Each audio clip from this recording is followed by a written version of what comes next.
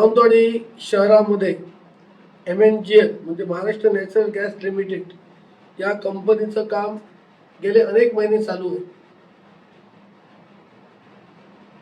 काम चालू आहे इथपर्यंत ठीक होतं, पण या कंपनीने नगरपालिकेची परवानगी न घेता किंवा अटी शर्तींचे पालन न करता सावंतवाडीतील नागरिकांच्या घरी गॅस पुरवठा दिलेला आहे. उद्या जर गॅस गळती झाली आणि दुर्घटना झाली तर त्याला जबाबदार कोण, असा मी प्रश्न आज फोन करून नगरपालिकेचे जे अधिकारी आहेत त्यांच्याशी माझं बोलणं झालं. तर त्यांनी मला असं उत्तर दिलं की कोणत्याही प्रकारची परवानगी या कंपनीने आमच्याकडनं घेतलेली नाही आहे आणि हे चुकीचं काम आहे.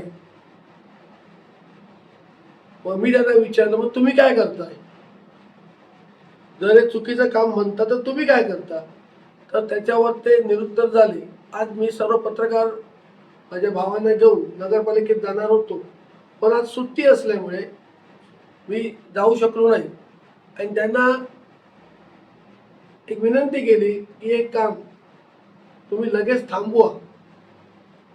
तर मला त्यांनी असं उत्तर दिलं की त्यांनी कंपनीने 2 वर्षापूर्वी ॲफिडेव्हिट लिहून दिलं, आमच्याकडनं काही चूक झाली, गॅस गळती झाली तर त्याला आम्ही जबाबदार राहू.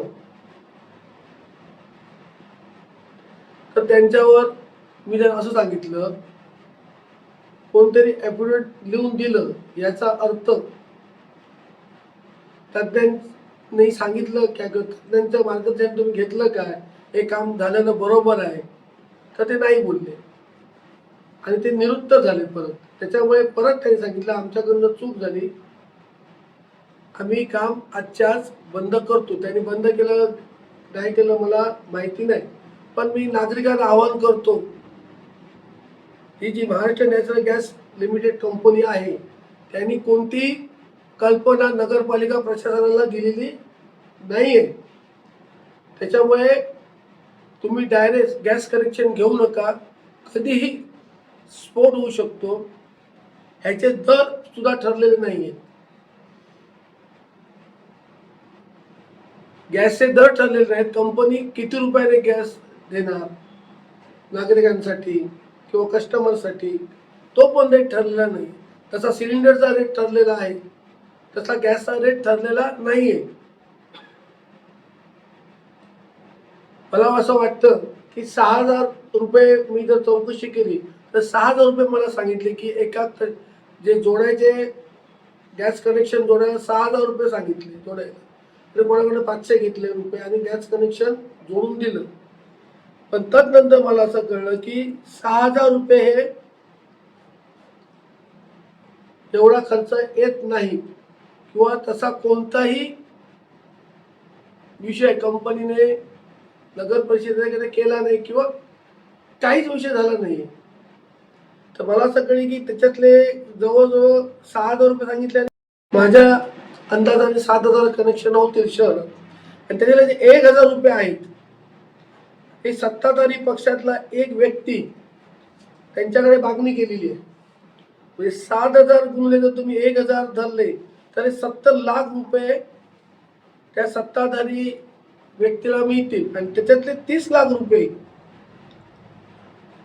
त्यांनी ॲडव्हान्स घेतले आणि सांगितले मी 5 वर्ष असल्यामुळे हे 30 लाख रुपये मला तुम्ही ॲडव्हान्स द्या, बाकीचे 40 लाख रुपये तुमचं काम संपेपर्यंत द्या.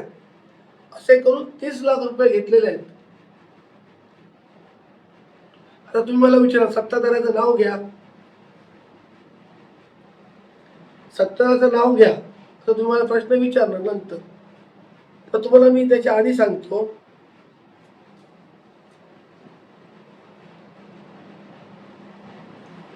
मी आधी सांगतो यासाठी आधी सांगतो तुम्हाला नाव. 4 प्रकरण आहेत, 2 प्रकरण मी बोललो नळपाणीचे, आणखी 2 प्रकरण माझ्याकडे आहेत. हे 2 प्रकरण आणखी 2 दिवसांनी घेणार आहे. माहितीच्या जागी माहिती लागली ही सगळी प्रकरण एक करून नाव पण घेऊन टाकलं. ती बातमी तुमच्यासाठी वेगळी स्पेशल आहे. अशा प्रकारे 1,000 रुपये ठरवून 30 लाख रुपये घेतले. ही बातमी तुम्हाला संजू परब काहीतरी बोलतो, विरोधक म्हणतील माझे नाव जाहीर करावं, उगाच आरोप करू नये. मी आजपर्यंत 15-25 वर्ष राजकारण करतो. जे जे आहे ते समोर बोललेलो आहे आणि अनेक वेळा अनेक नावं पण घेतलेली आहेत. नाव घ्यायला मला काय भीती नाही. कुठे मिटिंग होतात हे पत्रकार बंधूंना सुद्धा माहिती आहे. सगळ्या पत्रकार बंधूंना माहिती आहे. मला तुम्ही पैसे घ्या 30 लाख रुपये, पण लोकांच्या जीविताशी खेळू नका. तुम्ही जी महाराष्ट्र नॅचरल गॅस लिमिटेडची यांच्यानी काम बरोबर केलेलं आहे का? जे लोकांना सुविधा पुरवतात ते काम झालेलं आहे का योग्य? आता गॅस गळती होईल, लोकांचे जीव जातील. त्यामुळे प्रशासनाने सुद्धा हे विकासाचे गप्पा करणारे प्रशासन आहे.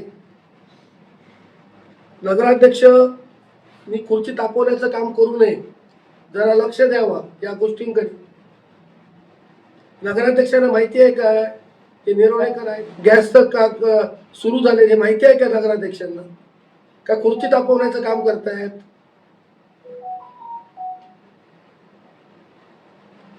दोन दिवसात या गॅस लोकांचे जे कनेक्शन आहेत, जो गॅस पुरवतो तो बंद नाही झाला आणि जर भविष्यात गॅस गळती जाऊन काय प्रॉब्लेम झाला तर त्याला नगराध्यक्ष आणि प्रशासन हे दोन्ही जबाबदार राहतील. आणि त्याची जी खोदाई आहे ही किती केलेली आहे गॅस पाईपलाईनची, त्याची खोदाई किती आहे आणि किती पाहिजे. आता मी जर बघितलं माझ्या वॉर्डमध्ये काम करताना, काल मी ते काम बंद केलं की डायरेक्ट मशीन आतनं हे करतात. त्याचं एस्टिमेट काय झालेलं आहे, 7 कोटी रुपये कंपनीने भरलेले आहेत. मग हे वरपर्यंत डांबरीकरण होणार नाही, ते पैसे कुठे वापरणार नगरपालिका? सगळा गोंधळ चाललेला आहे. पण जोपर्यंत संजू परब नगरपालिकेत आहे त्यांना अशी बेकायदेशीर कामं करायला मी देणार नाही. वेळोवेळी जनतेसमोर येईल आणि यांची कुंडली बाहेर काढेल.